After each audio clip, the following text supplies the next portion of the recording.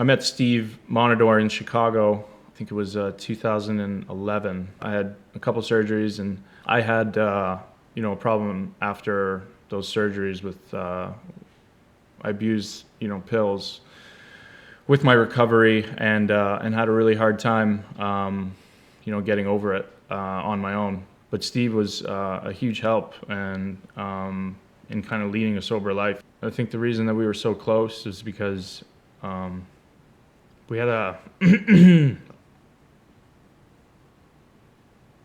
sorry.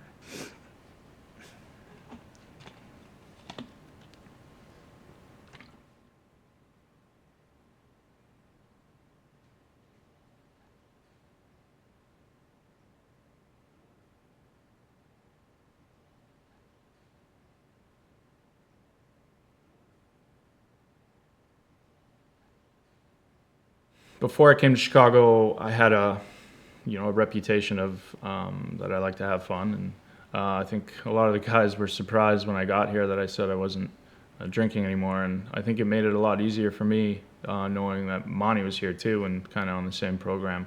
You didn't feel like you had to lie to him and say, "Oh, I'm doing okay," if you weren't. Through our friendship, Monty went through some really trying times. And I got to see it firsthand that lockout year. He'd suffered a concussion, and the team had put him on waivers.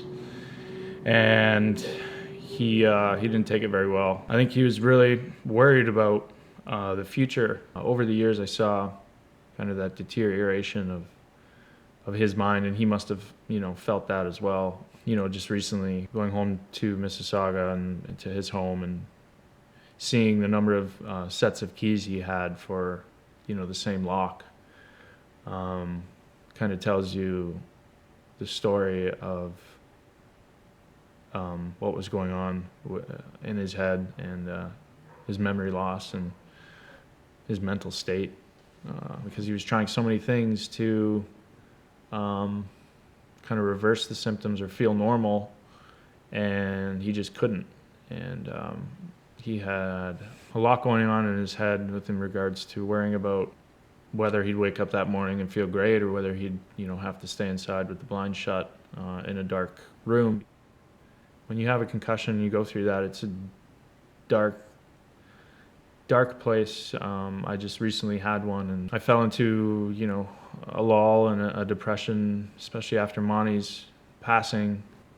After Monty died, I really did some research and kind of asking guys that had already moved on and that I'd played with, and asking them if they knew what our exit program was for the NHL PA. And I was kind of astonished to find out that not one guy could tell me what it was. Right now, as far as the PA goes, we would receive a phone call to kind of see how we were doing, and that's pretty much our exit program. And from the guys that I've talked to who've moved on, they've all said the same thing. We all fell into kind of a deep depression, and that they went away quietly. It was almost as if the less noise you make when you go away, the better.